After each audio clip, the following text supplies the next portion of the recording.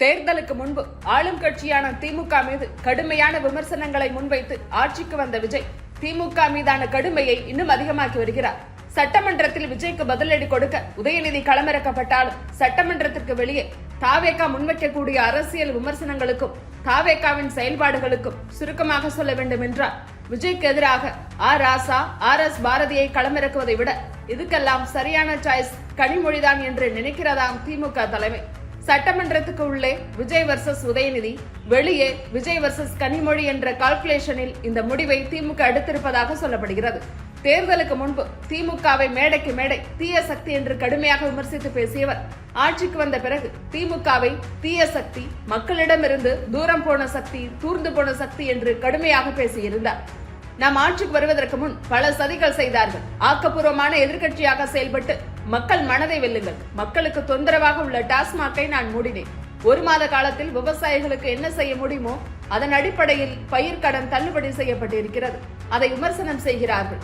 நீங்கள் நிதிக்கான அனைத்து கதவுகளையும் அடைத்து வைத்து விட்டீர்கள். அதை முதலில் சரி செய்ய வேண்டும் என்று முந்தைய திமுக ஆட்சி மீது கடுமையான குற்றச்சாட்டுகளை முன்வைத்திருந்தார் விஜய். இதற்கு பதிலடி கொடுத்த திமுக எம்பி ராசா சட்டமன்றத்திற்குள் பதிலுரை ஆற்றிய முதல்வர் விஜயின் குரலில் இருந்த தளர்வு, சோர்வு, தயக்கம், மயக்கம் மற்றும் இயலாமையும் திருச்சியில் அவர் உரையாற்றிய போது எள்ளலும் துள்ளலுமாக கர்ஜிப்பதாக நினைத்துக் கொண்டு கத்தி பேசிய பேச்சையும் மக்கள் ஒப்பிட்டு பார்க்க வேண்டும்.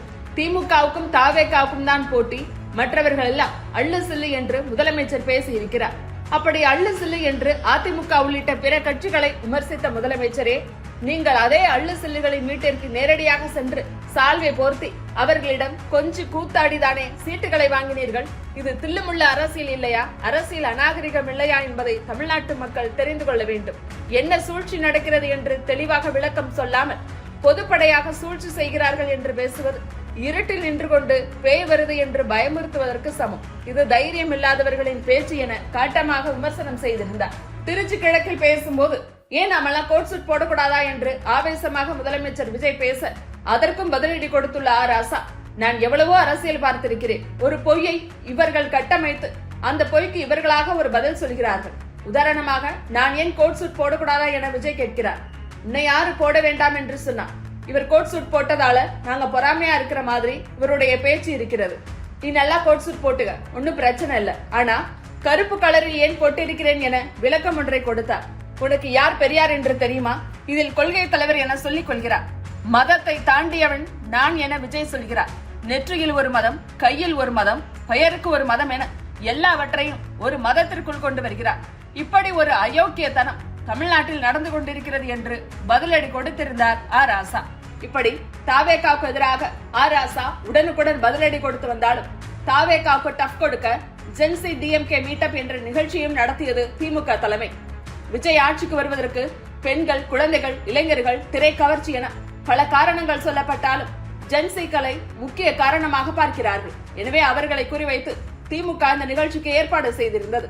இப்படி தாவேகாவுக்கு எதிராக, விஜய்க்கு எதிராக திமுக அடித்து ஆட தொடங்கினாலும் மாநிலத்தில் நடக்கக்கூடிய சட்டம் ஒழுங்கு பிரச்சனை, குறிப்பாக பெண்களுக்கு எதிராக நடக்கும் பாலியல் வன்கொடுமைகள் போன்ற சம்பவங்களை பேசுவதற்கு கனிமொழி சரியான சாய்ஸ் என நினைக்கிறதாம் திமுக தலைமை. திருச்சி கல்மந்தை பகுதியை சேர்ந்த 14 வயது சிறுமி பாலியல் வன்கொடுமை செய்யப்பட்ட விவகாரத்திற்கு கண்டனம் தெரிவித்த திமுக எம்பி கனிமொழி, இது போன்ற குற்ற சம்பவங்களால் தமிழ்நாட்டு பெண்கள் வீதியில் உறைந்து போயிருக்க எதற்குமே பொறுப்பேற்காத இந்த தாவேக அரசு என்னவானாலும் நடவடிக்கை எடுக்க போவதில்லை என்ற துணிச்சலில் தான் குற்றவாளிகள் ஊருக்குள் சுற்றி திரிகிறார்களா என்ற கேள்வி எழுகிறது. காவல்துறைக்கு பொறுப்பு வகிக்கும் முதலமைச்சர் விஜய் அவர்கள் என்னவானாலும் பத்திரிகையாளர்களை சந்தித்து தொடரும் சட்டம் ஒழுங்கு பிரச்சனைகள் குறித்து விளக்கம் தர போவதில்லை என்று தெரிந்துவிட்டது. குறைந்தபட்சம் துறைசார் அதிகாரிகளாவது மக்கள் முன் விளக்கம் தருவார்கள் என்று எதிர்பார்க்கிறேன் என்று விமர்சனம் செய்திருந்தார் கனிமொழி. இந்த நிலையில்தான் திமுக வட்டாரங்களில் இன்னொரு கணக்கு பேசப்படுகிறது. விஜய் அரசியலுக்கு வந்த பிறகு அவர் மீது நேரடியான கடுமையான தாக்குதல்களை முன்வைப்பதில் திமுக இதுவரை பெரிதாக வெற்றி பெறவில்லை என்ற மதிப்பீடு இருப்பதாக சொல்லப்படுகிறது. காரணம், விஜயின் அரசியல் எதிர்வினைகளை அவருடைய ஆதரவாளர்கள் பெரும்பாலும் அரசியல் தாக்குதல் என்று எடுத்துக் கொள்கிறார்கள். ராசா, பாரதி போன்ற தலைவர்கள் முன்வைக்கும் விமர்சனங்கள் திமுக தொண்டர்களை உற்சாகப்படுத்தினாலும் நடுநிலை வாக்காளர்களை பெரிதாக ஈர்க்கவில்லை என்ற பார்வையும் இருக்கிறது. குறிப்பாக சமூக வலைதளத்தில் கடுமையான வார்த்தைகள் பல நேரங்களில் விவாதத்தின் மையத்தை மாற்றி விடுகின்றன. விஜய் குறித்து சொல்லப்பட்ட கருத்தை விட அதை எப்படி சொன்னார்கள் என்பதுதான் பேசு பொருளாக இங்கு மாறிப்போகிறது. ஆனால் கனிமொழியின் அரசியல் பாணி வேறுபட்டது. தனிப்பட்ட தாக்குதல்களை விட கொள்கை ரீதியான விமர்சனங்களையே அவர் அதிகம் முன்வைத்து வருகிறார் என்ற பிம்பம் கனிமொழி மீது இருக்கிறது.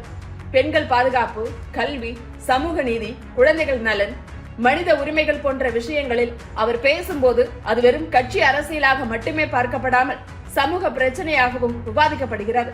அதனால்தான் விஜயின் ஆட்சியை எதிர்கொள்வதில் ஆவேச அரசியலுக்கு பதிலாக வாத அரசியலை முன்னிறுத்த வேண்டும் என்ற எண்ணம் திமுக தலைமையிடம் இருப்பதாக சொல்லப்படுகிறது.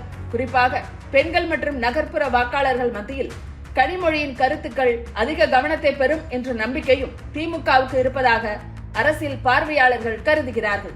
அதாவது சட்டமன்றத்தில் உதயநிதி, அரசியல் விவாத களத்தில் கனிமொழி, அமைப்பு ரீதியாக திமுக நிர்வாகிகள் என பல அடுக்குகளில் தாவேகாவை எதிர்கொள்ளும் புத்தியை திமுக கையில் எடுத்திருப்பதாக அரசியல் வட்டாரங்களில் பேசப்படுகிறது. எனவே விஜய்க்கு எதிரான அரசியல் பதிலடியில் ராசா போன்ற தாக்குதல் அரசியலை விட கனிமொழி போன்ற மிதமான அரசியல் குரல் அதிக பலன் தரும் என திமுக தலைமை கருதுகிறதா என்ற கேள்வி தற்போது அரசியல் அரங்கில் எழுந்திருக்கிறது. இந்த கணக்கு சரியா தவறா என்பதை வரவிருக்கும் மாதங்களில் மக்களின் எதிர்வினைகளும் அரசியல் சூழலுமே தீர்மானிக்கப் போகின்றன.